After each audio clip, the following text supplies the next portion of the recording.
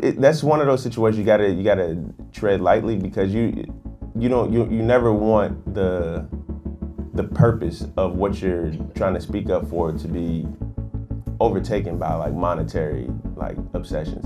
And right now, I don't think that's the case. I don't have a problem with companies getting behind movements or purposes or protests, as long as it's done with respect to what the actual protest is. Thank you all for joining us. I am delighted to have as our first speaker of the semester Justin Tinsley, a culture and sports writer for The Undefeated, a sports and pop culture website owned and operated by ESPN. He has a BA from Hampton University and a master's from Georgetown University, and is an incredible writer and commentator on culture, sports, politics, and race in America. Really delighted to have him here. And although I will confess I know very little about sports and pop culture, it was hard to miss in the 2016 football season. Colin Kaepernick, quarterback for the 49ers, was noticed sitting down during the playing of the Star-Spangled Banner at a preseason game. And during a post-game interview, he explained his why. He said, quote, "I am not going to stand up to show pride in a flag for a country that oppresses black people and people of color. To me, this is bigger than football, and it would be selfish on my part to look the other way. There are bodies in the street and people getting paid leave and getting away with murder." This is not just the use of cultural bully pulpits to open up conversations about race in America is not limited solely to football. We had the Golden State Warriors decline a visit to the White House and then be disinvited, while shortly thereafter visiting with former U.S. President Barack Obama. We have our own beloved Red Sox in the middle of something of a dilemma about whether or not they meet with the President of the United States. And nor is this solely a matter of sports. Justin, in your writing, you've talked about music and the way pop stars like Beyonce can open up a conversation about what's going on in America. I want to just quote from a piece you wrote in August of 2018, this past August, about LeBron James. "The haze of racism is as much a part of America's story as its many triumphs. It's a haze that only one side has truly been crippled by. It's a haze some black people never truly allow themselves to escape, and some white people will never let them forget. And a haze some try to forget altogether. It uniquely and profoundly shapes every black person in his or her worldview. LeBron James' comments represent entry points to that larger conversation." So welcome, and I want to just ask you about the way you see pop culture figures like Beyonce and Colin Kaepernick and LeBron James, about the ways they try and open up that larger conversation. Well, first and foremost, thank you all for having me. Thank you all for coming out. It's still kind of surreal to me that I'm sitting here at Harvard talking about it. I was telling somebody earlier when I got the email a couple of months ago, I was like, is this some type of joke? It's like, is this harvard.net or harvard.edu? And I was like, so it's a blessing and an honor to be here. But just in terms of that question, we can look at people like LeBron. We can look at people like, you can look at somebody like Cardi B the other day on her Instagram, and she was basically saying, she was talking about the issues regarding the wall at the southern border and stuff like that.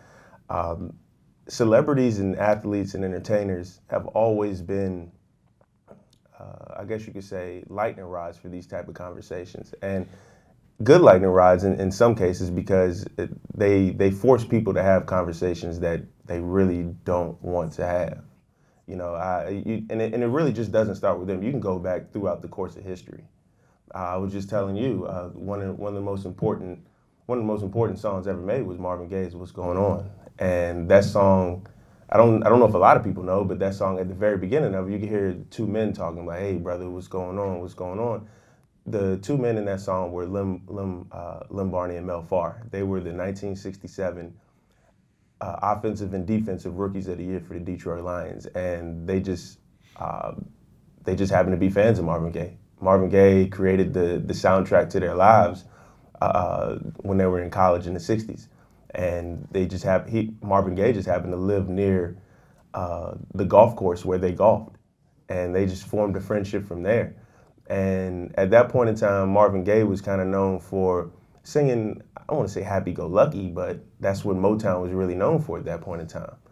But when you think about where the climate of America was in 1967, this was 4 years after the assassination of, 2 years after the assassination of Malcolm X. A year before the assassination of Martin Luther King, Vietnam was still a very, very huge topic in America at that point in time. And he was like, I can't sing about love and all this because that's not where my heart is. And I wanted to create a song that really spoke to the temperature of America. And that's what he did with that song. And those two football players actually convinced him to record that. Now, he also, was like, look, you scratch my back, I scratch yours. I want to try out for the Detroit Lions. So, yeah, Marvin Gaye actually tried out for the Detroit Lions once. Needless to say, he stuck with his day job. But these, like, music and sports have always been entry points into these conversations, because a lot of times people don't want to have a conversation whether we're just looking at each other, looking at each other eye to eye. Sometimes you got to have that conversation through a song, because sometimes music can touch you on a nerve that a regular conversation can't. Or maybe it's through comedy. Like Richard Pryor's comedy was a great entry point into race relations in this country, economic relations in this country. So when you look at LeBron James, when you look at Colin Kaepernick, when you look at Serena Williams or Cardi B or Beyonce or anybody like that, they're just following in the footsteps of entertainers that have come before them. And when one of the things in reading your writing, like around LeBron and his ability to really speak to race in America, I was struck by, I don't want, subtlety is not the right word, maybe. Maybe it's more like his wisdom and how he was approaching it to encourage an open-ended conversation. And then in another piece, you talked about how Colin Kaepernick and Beyonce are actually pretty silent in a sense, but their silence speaks volumes. Mm-hmm. And I wondered if you could just talk a little bit about the challenge of being a really high-profile celebrity and wanting to talk about race, but some of the other pressures and the challenges of navigating that. Well, I think we see it all the time. We see celebrities put their foot in their mouths on social media. And we see it, whether it's like, oh, I was hacked, or I didn't really mean that, or it was a joke. Like, it's so easy to get caught up. It's easy for me to get caught up, or it's easy for anybody else in this room to get caught up. Now imagine when you have 60, 70, 80 million people following you. Like, basically your life is the Truman Show at that point. And so somebody like LeBron's been famous since, he's 34 now. He's been pretty much a household name, I would probably say, since 2002. So that's 17 years.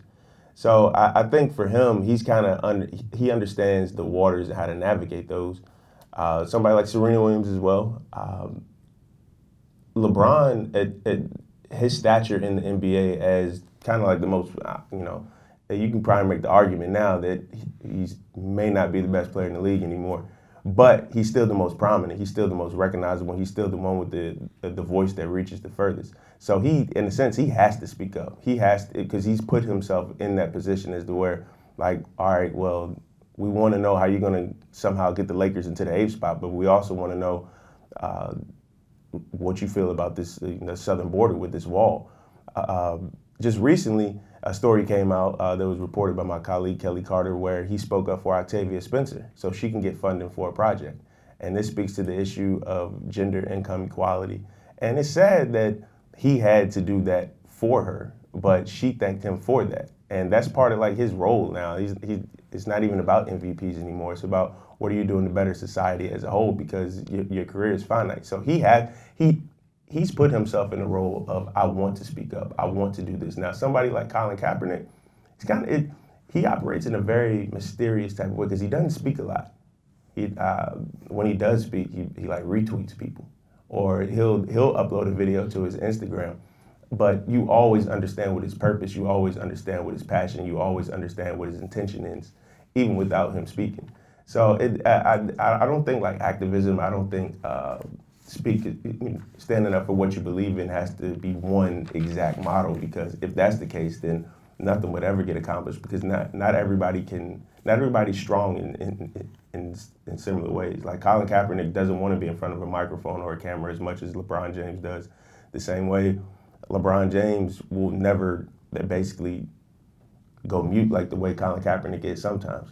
And I think both are effective. But I was kind of struck by the contrast between, so in the last 10 days, we had the governor of Virginia, right? Yeah, it's been tough being from Virginia this whole month. We had the governor of Virginia who had this very, I think, strange and bizarre press conference about this medical school yearbook photo of him and absolutely, or potentially him in blackface, and that felt to me like an opportunity for a prominent white leader in a southern state to try and have an honest reckoning, or at least open up a conversation about the nature of race. Mm-hmm. But he was totally unable to do that, in a sense. And so here's our politics, which I think are really profoundly about race, even in ways we don't always acknowledge. But there can't seem to be an honest conversation about race. And yet they're in the culture, in both in sports and in music. It feels like a greater openness to that, to having a more political conversation. Look, man, when you're the one that actually goes through these experiences, it's a lot easier to talk about. But when you're not saying you're the one that forces these experiences upon people, but if you can't honestly know what it's like to be in their shoes, then that makes conversations hard to have, because it's like I don't want to step on any. You're basically walking on eggshells. It's easy for me to talk about interactions with the police, and I'm not saying that every interaction I've ever had with a police officer has been bad, but I definitely remember the ones that have been. And so, like when I talk about Colin Kaepernick, I mean, I think any person, whether you're black, white, young, old, gay, straight, whatever the case may be, I think in your heart of hearts you understand what he was speaking up for. Now, whether you want to have that conversation is something totally up to you. This doesn't have anything to do with him negotiating a safety blitz. This doesn't have anything to do with him basically coming up a pass short of a Super Bowl in 2013. This has everything to do with the fact that I remember being pulled over by the police. I remember one time I was driving to the movie theaters with one of my friends, and we were on the highway, and a cop rode up beside us, and we looked over. Like 2 minutes later, the cop pulls us over, and he was like, "Do you know why I pulled you over?" I'm like, "Quite honestly, no." And he was like, "Well, you looked at me the wrong way." I'm like, "What do you mean? I'm going like 65 miles an hour on the highway. I'm paying attention to the road. Like I just looked over who was beside me." He was like, "Well, you need to know your place." Now the thing is, you hear somebody talking to me like that, initially you think like, "Oh man, this is like a white cop talking to a young black male like this." No, the cop was actually black. The cop was actually black. He had a white partner. But and the first thing I thought about, and I'm always talking about sports, I'm always talking about culture. One of the most important to me signature verses for me that kind of like shaped my experiences in the stuff that I cover is Ice Cube's open verse on, well, I can't curse, but I'll be like, F the police. Like I can't really recite the verse because I would like to be, invited back here. And there are some words in that verse that are quite choice. But there is a line that black police showing out for the white cop. And that's really what it was. And I'm like, man, my movie starts at 7:30. It's 7:15, and I'm still 25 minutes away from the movie theater. I actually wanted to see the previews. And he was like, "You need to learn your place." And I'm like, what do you mean I need to learn my place? Like, I just looked at you. He was like, "Are you gonna give me a speeding ticket?" And he was like, "No." I'm like, "Well, what are we doing here then?" He was like, "You just need to know your place." And I'm like, my place needs to be in this movie theater if you're gonna let me go. But I understand that. And if it makes you uncomfortable to have the conversation, imagine being a character actually in the conversation. So that's what I saw it as, and that's what I'll always see it as. It'll never be just about they're protesting the anthem, and that's another thing I definitely want to hammer home. And the media has a problem with this as well, and I say this because I'm part of the media as well. This isn't a national anthem protest. It just isn't. I promise you it isn't. I remember during the season, so this was leading up to the 2016 election. Colin Kaepernick is still in the NFL at this point in time. And I remember I would just go to a couple of different bars around DC, and I wasn't reporting on a story or anything. And he would come up, Colin Kaepernick would come up on the TV screen, and I would hear people talk about like, oh, this guy's un-American, like unpatriotic. And I was like, how is he unpatriotic? Like an actual member of the military told him to take a knee. He was just gonna sit down. An actual member of the military told him to do that. I'm like, well, you can't disrespect the anthem like that. And I'm like, well, look, how much have you had to drink? And it was like, I just sat down. I'm like, good, so I got you sober. Recite the national anthem to me. Like off the top of your head, don't Google it. And like, oh, say, everybody knows, oh, say, can you see? I asked about 20 people that. Only 2 people knew it off the top of their head. And the 2 people that knew it off the top of their head did not think what he was doing was unpatriotic. So we have to take we got to take it into account, this inventory. What are we really upset at? Are you upset at him disrespecting the anthem you don't even know the full lyrics for? It only became the actual national anthem in, I believe, 1931. My grandmother's older than the anthem. I'm gonna respect my grandmother. You know what I mean? I respect the national anthem as well. And this was never about the disrespecting the military. Because if we want to have conversations, honest conversations about that, we can look through the history of pop culture. I was making a joke, but I was being serious. If this country actually really cared about how we treated our veterans, why the hell was Lieutenant Dan living in a hellhole when he came back from Vietnam in Forrest Gump? But that happens for a lot of people. It happens for a lot of people. Like this isn't about the military. This isn't about the anthem. This isn't about the flag. This is about uncomfortable conversations and people wanting to have uncomfortable conversations and people wanting to dilute what the actual issue is about the conversation. It's bigger than Colin Kaepernick because it was going on before him. It was going on before him. And we were talking about it earlier. Like, it's so Americanized to disrespect something in the moment and then praise it later. If you think I'm lying, look on the New York Times archives. Look on LA Times archives. Just look at old newspaper archives from the late '60s when Muhammad Ali said, "You know what? I'm not going to Vietnam. I'm not doing this." And look up what these papers were saying about him in real time. It's cute to say, "Oh, Muhammad Ali, this thought leader. He's one of the greatest people. One of the greatest men that ever walked this earth." Look what they were saying about him in 1968. Look, they were calling him a buffoon in papers. He was unintelligible. He couldn't speak for himself. Muhammad Ali couldn't speak. If Muhammad Ali couldn't speak, then I damn sure don't deserve to be up here. But like, this is what happens. This is the story of America. We will disrespect you in the moment, and then, when enough time has passed, when some more issues have come up, then we'll go back to your issues and be like, you know what, you were right. And at some point in time, we got to realize people are right in the moment because too many people, men, women, black, white, gay, straight, doesn't matter. Too many people are getting hurt in the moment because we don't want to have these conversations in the moment. And yeah. And so talk a little bit about that in the context of Kaepernick in the NFL, right? I mean, he paid a price. Yeah, absolutely. He paid a price. I knew once he started taking that knee, I was like, he's not going to get signed again. He's not. Because in a lot of ways, man, the NFL has been behind the 8 ball so much on so many different conversations, just this decade alone. It really feels like one of those chickens come to roost type moments. Like, you think about it, CTE, concussions, and all of that. Like, at first, that wasn't a real thing. Then we found out, okay, no, these guys are basically going through the equivalent of like 3 car accidents every game. And like, these guys are like basically like killing themselves for our enjoyment.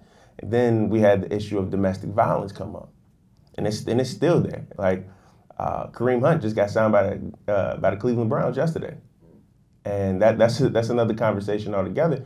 But when you look at it, I knew Kareem Hunt was going to get back in the league, and because he's young, he's still productive. If Ray Rice was 4 years younger when his situation happened, he would have absolutely been right back in the league. So you got that. They never found like a true answer or a true remedy for that. And then you got this with player protests. So the NFL just doesn't, at least in my eyes, they just haven't found a way to like really address the issues before they become issues. And Colin Kaepernick brought that to a head, and he'll never play again. Are you surprised that it took so long? With for a member of the NFL to bring it to a head? And is it because he was a quarterback? Oh yeah, definitely. I mean, quarterback is in American culture, the quarterback is like the sexy position. It's like you remember you see the movies like Sunshine and Remember the Titans. It was like the All-American guy. He had the wavy hair. He could throw the ball 50 yards, and you know he was cool. Like the quarterback is like the coolest position in American sports. It's always been like that. And even with the NFL and football going through the issues that they're going right now, it still is. So I think he brought it to light in a way that I don't know if a left tackle could have. I don't know if a defensive tackle could have. And it took somebody in the sexy position to say something. And you know, I was also just thinking, in a really polarized media environment here in the United States, sports is one of the only things we really share, right? Mm-hmm. And so I'm just curious what you think about what challenges does that create for some of these stars in navigating the political and racial issues that come up? Yeah, it's tough because not everybody who doesn't speak up doesn't believe in what's right and what's just. I remember I had a off the record conversation with the football player. Of course, I can't say who it is, but he was telling me, like, look, these issues that Colin is bringing up, that Eric is bringing up, that the Players Coalition is behind. Like, I'm really with that, but he was like, you got to understand that I'm not a star. Like, as much as I want to, like, I still got babies at home. I still got a wife at home. I support my entire family. He's not going to get the Yankee contract. No, he's not going to get that. If anything, he'll get cut from a team, and it won't even make the bottom line on ESPN. Because he's not a star, and he's never going to be a star, and he's fine with that. A lot of these guys work their entire lives to get there, and the fact that they don't speak up, it doesn't make them any more or less of an American citizen, I guess you can say. So there's that internal battle. But the thing is, when you're like a big time star, when you're somebody like a LeBron, you're somebody like a Serena, once you put your hat in the ring, that's basically who you are, because people are going to come and ask you these type of questions now. Like, they'll ask LeBron just as much about an Anthony Davis trade as they will about Trump and a border security wall. And he'll get a lot of those same questions within the same press conference. I know, because I've seen it. And you have to be, that's something you have to prepare for. It's not like you can just come off the top of your head with the answer, because what LeBron James says is going to make international news. It's going to get picked up by everybody. So you, like, once you're in that field, you got to be ready and willing for all the blows and brushback that come with it. I'm going to open it up to questions. But while you're thinking of your question, just raise your hand, I'm going to ask you another question, which is, you mentioned a little bit how you feel like the mainstream media kind of missed the story on the kneeling in the NFL games. Right. And I wonder when, do you think that when sports or pop culture, when celebrity stars pick up these political issues and try and introduce them in the conversation, is there a resistance in the mainstream media to engaging on it? I think I'm sure there's resistance everywhere. I can only speak for myself personally. I haven't received any resistance about stuff that I've wanted to speak about. I think there is maybe like a involuntary resistance. So like when we talk about these protests, I think we're doing it a disservice when we being the media call it a national anthem protest. It was never a protest of the national anthem. What would you call it? I would call it a protest for systemic racism and injustices in this country. And you just happen to use a platform that everybody knows, which is the national anthem. So and the visibility of live television. Exactly. So you're not protesting the anthem. If you were protesting the anthem, like, they would have just had some Beats by Dre headphones on or some AirPods on, listening to whatever playlist they made on Apple Music or Tidal beforehand. But they were never protesting that. They were protesting the injustices in this country, which we all know are there. So. Adam? Why are the politics of the NFL and the NBA so different? First of all, thanks for asking that question, man. I'm a big fan of your work too, by the way. It goes back to both. Obviously, both are overwhelmingly majority African American workforces with overwhelmingly majority, white ownership, sans Michael Jordan. I think, and feel free to correct me if I'm wrong, because again, I love your thoughts on different things. I actually quoted you in a piece I wrote not too long ago. I think with the NBA, it's more superstar driven, it's more individual driven, and I think you can go back to David Stern taking over the league in 1984, and he really, while of course teams still make up the dynamic of the game, individual players actually have the voices of the superstars at least. So you can go back to the Larry Bird and Magic Johnson. You can go to, obviously, Michael Jordan is who he is, and he still is who he is. But then you got stars like Allen Iverson, who made people uncomfortable in his own way, or Kobe Bryant, Shaquille O'Neal, and LeBron James. So I think the NBA has always kind of given more leeway to their superstars to speak, because in a lot of ways, they're the ones that drive the league. Whereas in the NFL, I mean, if you're not Tom Brady, if you're not formerly Peyton Manning or Aaron Rodgers, or even somebody like Von Miller, or if you're not one of these instantly recognizable people, like the second string safety for the Miami Dolphins could probably walk in here right now and we might not even know who they are. So it's still the anonymity that kind of works against the players in a certain way. And that's why, I mean, I could be completely wrong, but that's why I feel like. Just introduce yourself. My name is George Clements. I'm an MPP1 here. Okay. Related to that, you have Nike getting behind a lot of their basketball players that have, you have a Nike swoosh even on a LeBron shooting jersey that says "I can't breathe," Mm-hmm. right? That's maybe a difference between basketball and football, and sort of the leeway that you're talking about those players have.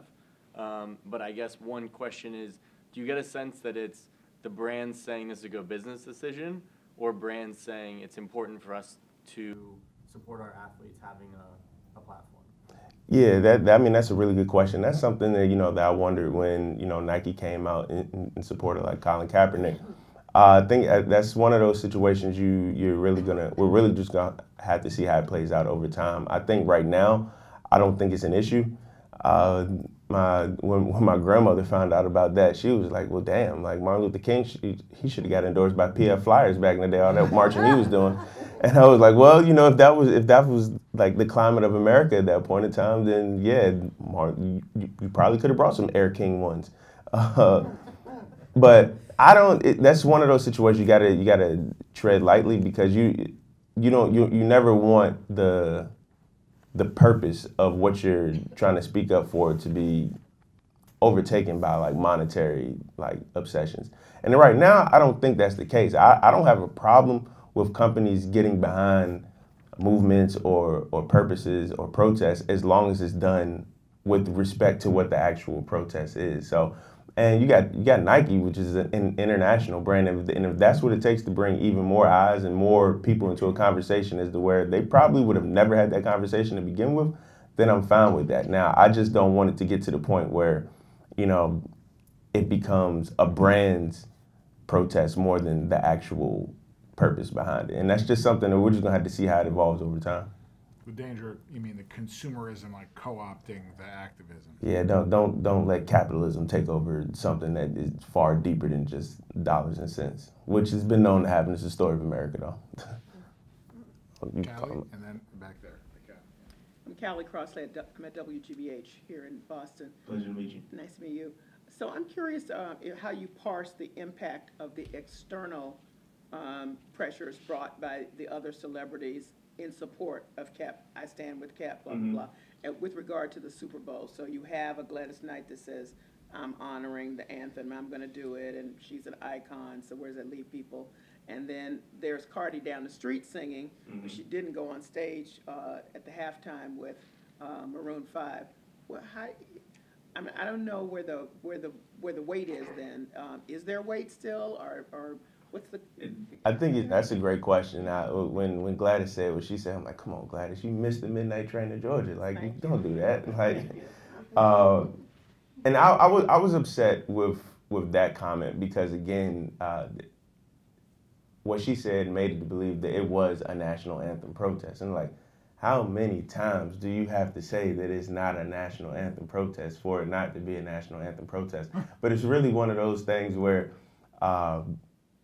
I try to judge it on a case-by-case issue, because I don't want it to be just one sweeping answer for everybody, because everybody has different intentions. I look at somebody like, I'll tell you a funny story about Cardi B, because I was there. I was there at that event where she was performing, and Meek Mill was there, Michael Rubin was there, and they were all promoting their reform initiative, which is catered towards criminal justice reform. And Cardi B is on stage, and she's performing, and then because it was catered, the event was fully catered, and it was a sushi bar. And a little bit about me, I really enjoy sushi. So I'm at the table where I'm eating, and I'm recording things, and I'm like, Cardi B's performing, I'm like, yeah, this is my song. I'm like, in my head, and I think I said it out loud, and I think people looked at me like, who's that old white dude on stage with her? I'm like, that's Robert Kraft. I'm like, what's going on here? Like, this is like a Black Mirror episode or something like that. And that was just weird. I really didn't have any intention behind that story. I just wanted to tell you that. And the sushi was great. Why was Bob Kraft there, though? Bob Kraft is actually part of the Reform Initiative, which is, that's very interesting as well. Why is that interesting? Because within a 48-hour span last weekend in Atlanta, Kraft did an interview, I believe, with Fox News, and he had a comment that it was more so like, well, I think Trump is acting within the best interests of this country.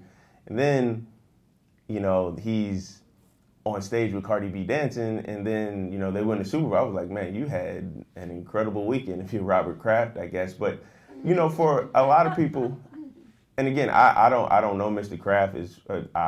People who I know who have met him say he's a very nice person, but you gotta look at it from like the position of people who have been kind of impacted by the means what this protest is about.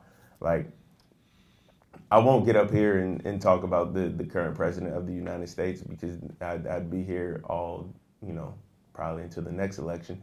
But you can, a lot of decisions, especially for people of color, in particular Black people, a lot of us just don't trust them. And I think we have our reasons not to.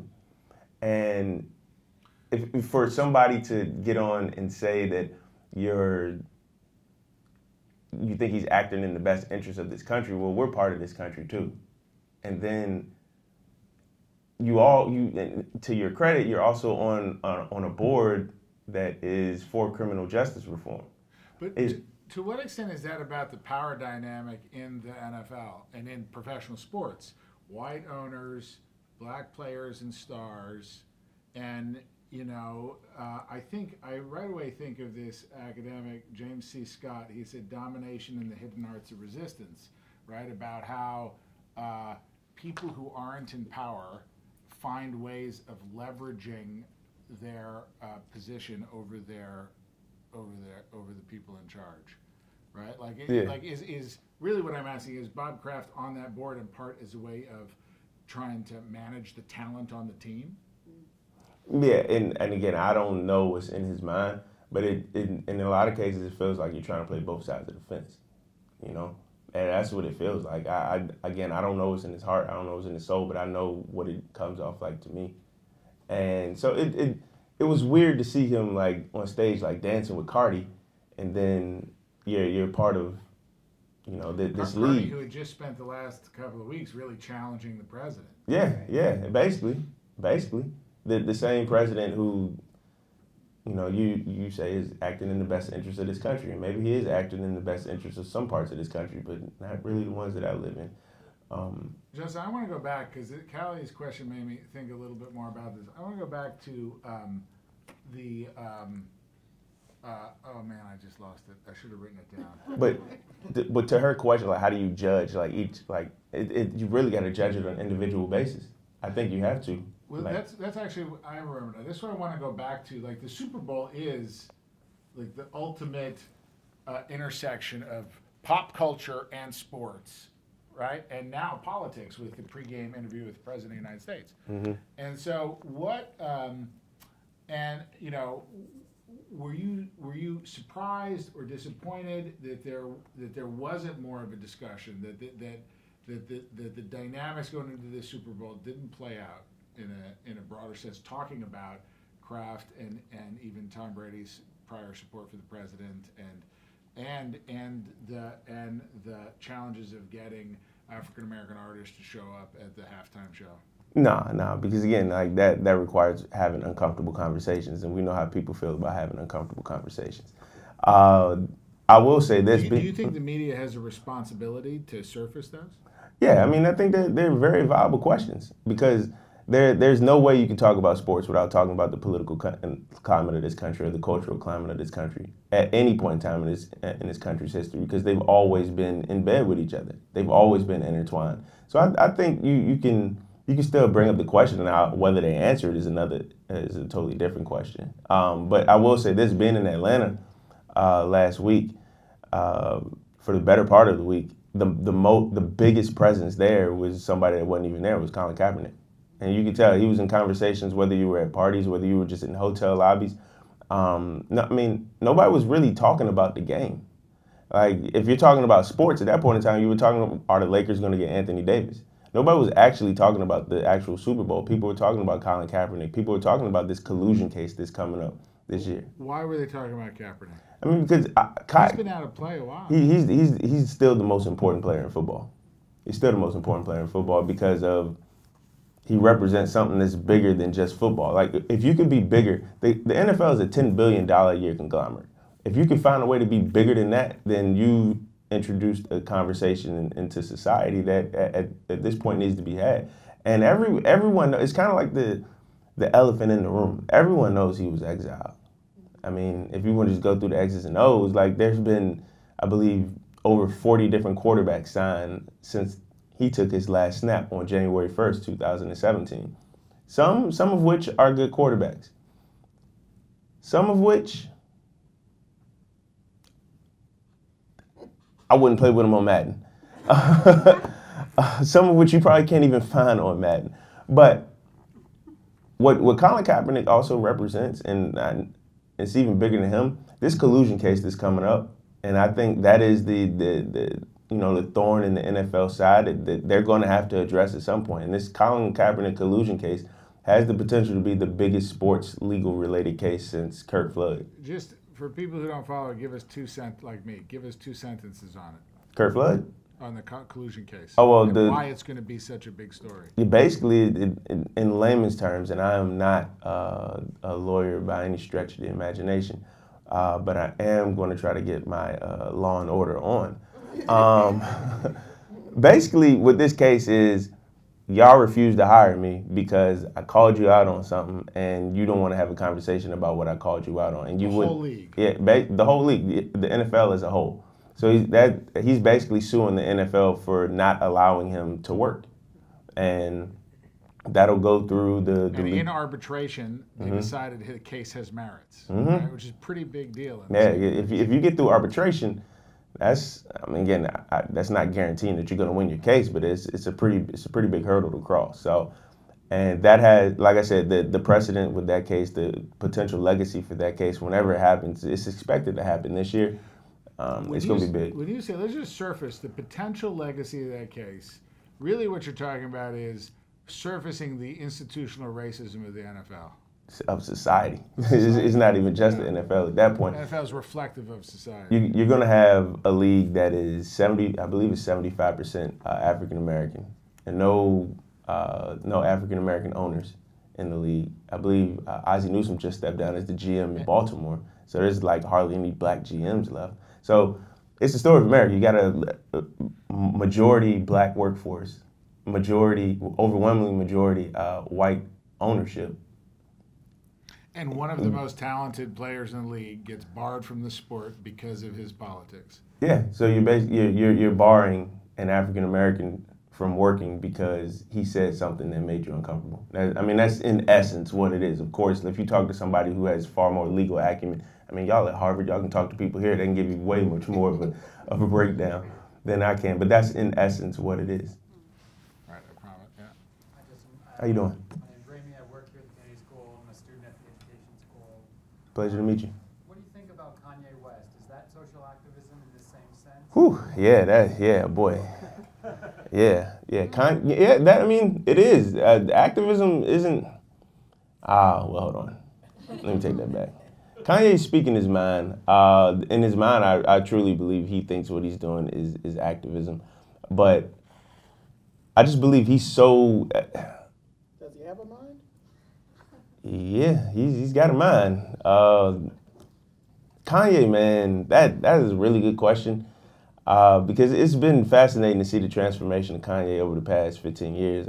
Just a couple of days ago, it was the 15th anniversary of his first album, which was College Dropout. And that album was singular to my development as a music fan. I still love that album. Like, I was listening to it the other day, and I'm like, did this guy get abducted by aliens or something? Like, who are you and what have you done with the real Kanye? But to answer your question, I believe what he's doing is dangerous because he's expressing views without actually doing the research behind what those views are, and I don't think he realizes the impact that his words and really his actions have on, because he still has legions of fans and they will believe what he says as gospel. And when you're on that type of platform, you owe it to the people who are going to be listening to you to at least tell the truth.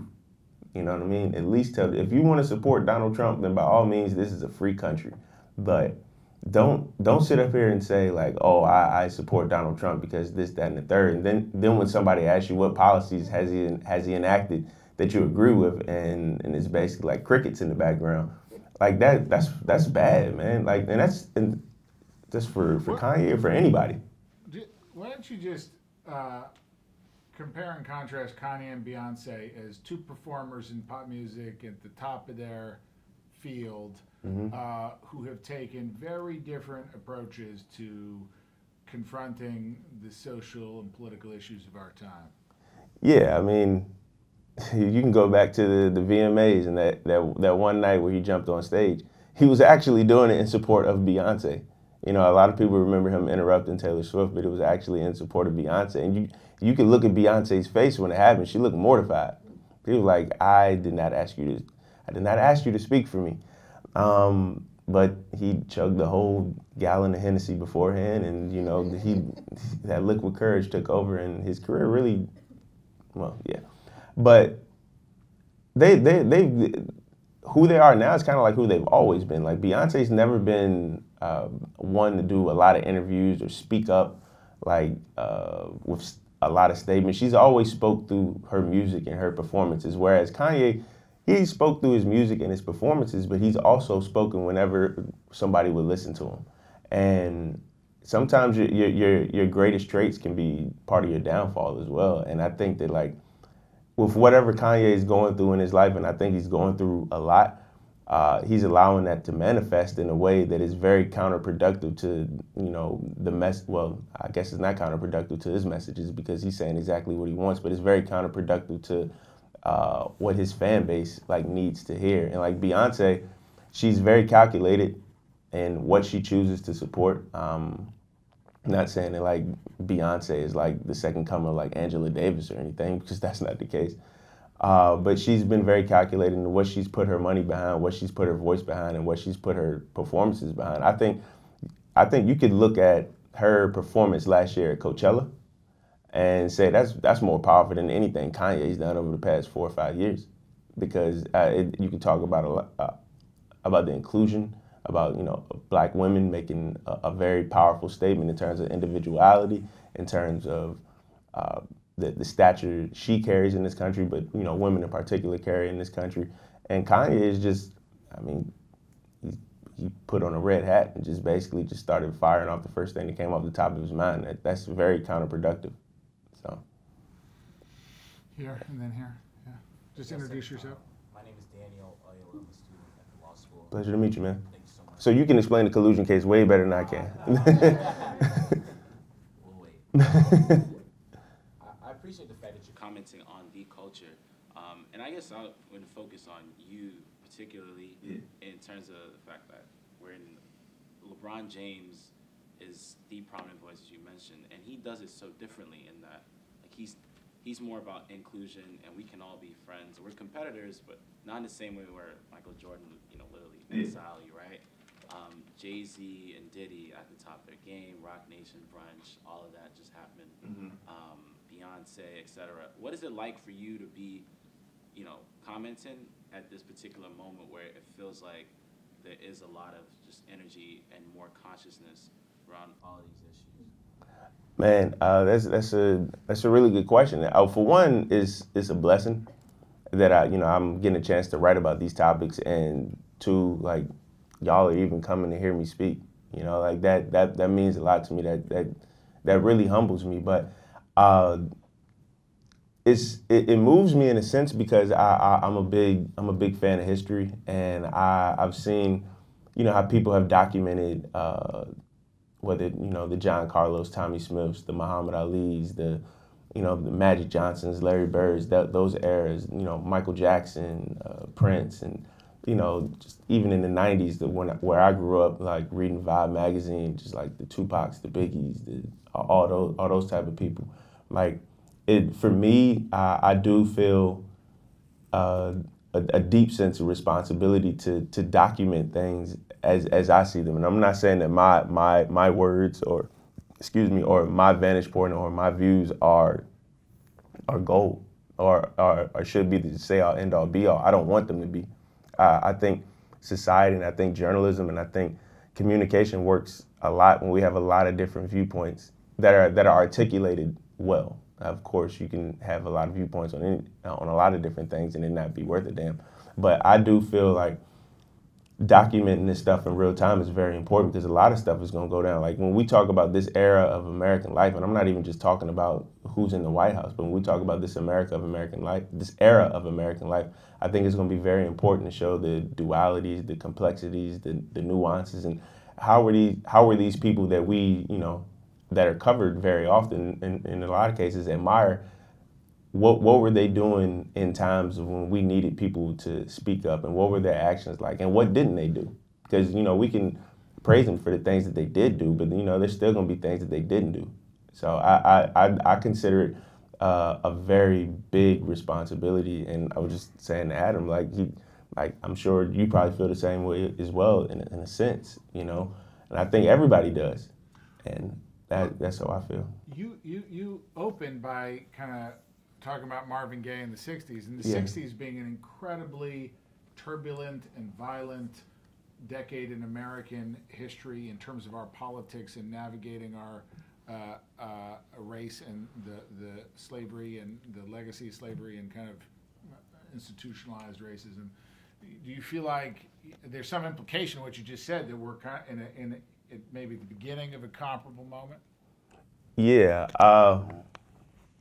I feel like comparable decade. Yeah, of course, nothing will ever compare to the 60s, both in beautiful and just like really, really tragic ways. But I do feel like there is a sense of a responsibility to document things as we see them in real time. The beauty of still having somebody like John Lewis still around is the way he can tell us, like, what was it like marching in Selma at that point? Like what did that feel like? And I remember probably one of the most like surreal days that I've had just like covering something. It was November 10th, 2016. And that was when the Cavaliers came to visit the White House. And if you know by the date, that was 2 days after the election. So, and I didn't know I was going there till the night before. They was like, do you want to go to the White House to cover the Cavs being there? I'm like, damn, hell yeah. I want to go to the White House, and be quite honest with you, I don't know if I'm going to be invited back, just the way this thing is going. And I remember going there, and I felt like this really, really, like, weird feeling come over me. Not weird as in bad, but it was just like, I'm here during the day when, arguably the biggest athlete in the world, one of the most outspoken athletes of my lifetime at least, is here with, the first African-American president who's like on his way out the door, and just like an hour before I got here, you know, the incoming president was here. Like, what does that moment feel like in real time? You know, what does it feel like to be at the White House when LeBron James, Barack Obama, and Donald Trump were all there at the same time? What does it feel like? Then weird. Like I told you, it was really like a Black Mirror episode. Black Mirror, like season 6, episode 1. What the hell is Justin Tinsley doing at the White House? But I just wanted to write. And sometimes you just like, you don't know how to describe your feelings. You just have to write them down. It's like, look, I'm listening to, you know, President Obama at the time. I'm listening to President Obama talk, and like you see the look on his face, like he's still like kind of in a haze, like what is going on? Like I just left a meeting with, you know, basically my presidential neophyte, who, for lack of a better phrase, is my polar opposite. And then, you know, I got this team coming in, and then I'm thinking like, well, I'm pretty sure no NBA team is going to come back to the White House, at least for the next, you know, however long this administration lasts. I'm pretty sure, like, so this is a pretty big moment in history as to where this is the last time an NBA team is going to visit the White House, especially the White House of the first Black president. And what does that moment feel? It won't be like it won't be comparison to what Selma felt like for John Lewis, but it is a moment in history, especially in Black history.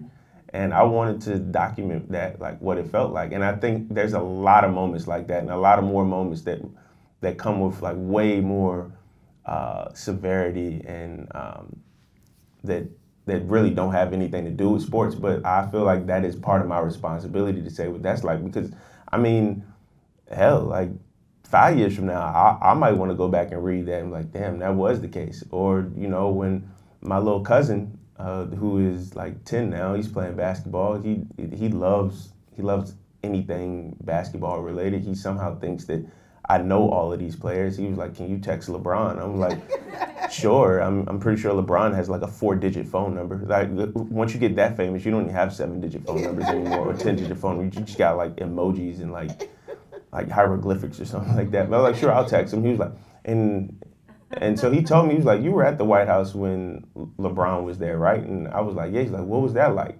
And I want to always be able to hold on to memories like that. Not just that one, but other memories that I have. And I think that's part of the role of media nowadays, to document stuff in real time and say exactly what it felt like.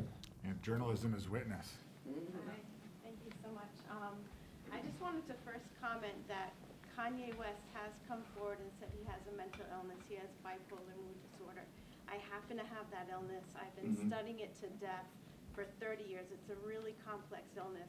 Unfortunately, he has the burden of understanding and coming to grips with this illness in the public eye, which I can't even fathom what that must be like. No, I can't either. And I do want to say that, I'm sorry, go ahead. I didn't mean to cut you off. Well, I was going to say my question for you, which is completely a different topic, is ideologically speaking, how would you integrate Nelson Mandela's thinking with what's going on right now?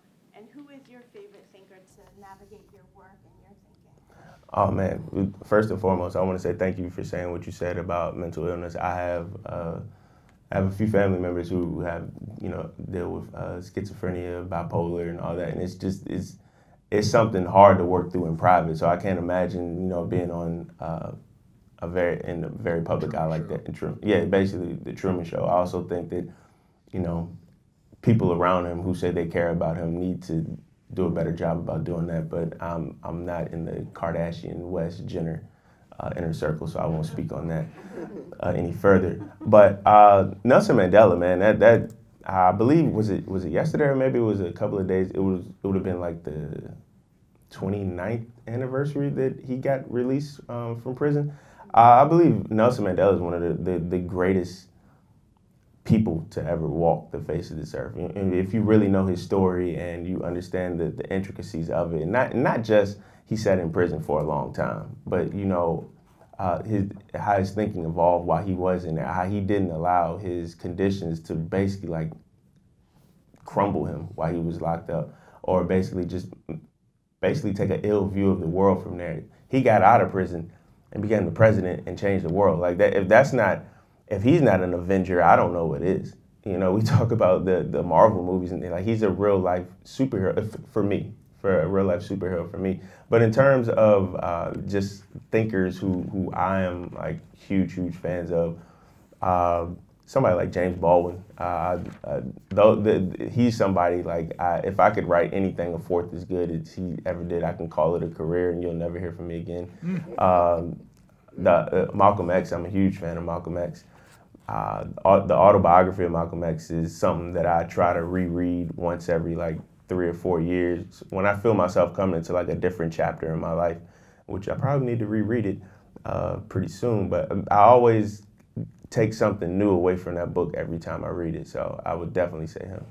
What are there any contemporary writers that you're reading that shape your thinking? Oh, I have a lot of peers that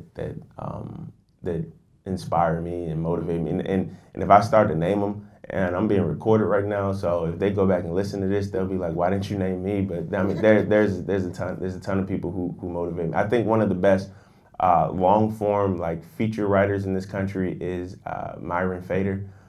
She writes for Bleacher Report. She writes on sports, but her stories are always far deeper than just the X's and O's of a sport. I think she is a beautiful storyteller, and every time I read something from her, I'm like, ooh, man, let me delete this entire Google Doc and start over again. Let me think. What are you listening to? Ooh, what am I not listening to? I'm a child of the hip hop era, so I'm gonna always be a big fan of that. I love oldies as well. My aunt put me on the Motown, so I'm definitely a big Motown fan. I wasn't really a huge fan of the Motown tribute at the Grammys the other night, but who I'm listening to right now, I'm definitely waiting on the new Kendrick Lamar album.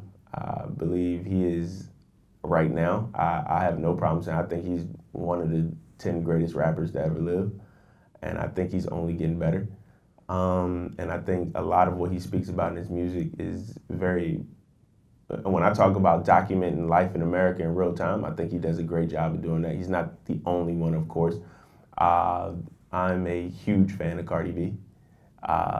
She's not going to be Secretary of Defense, and I don't think she wants to be, but she makes music that I really, really enjoy.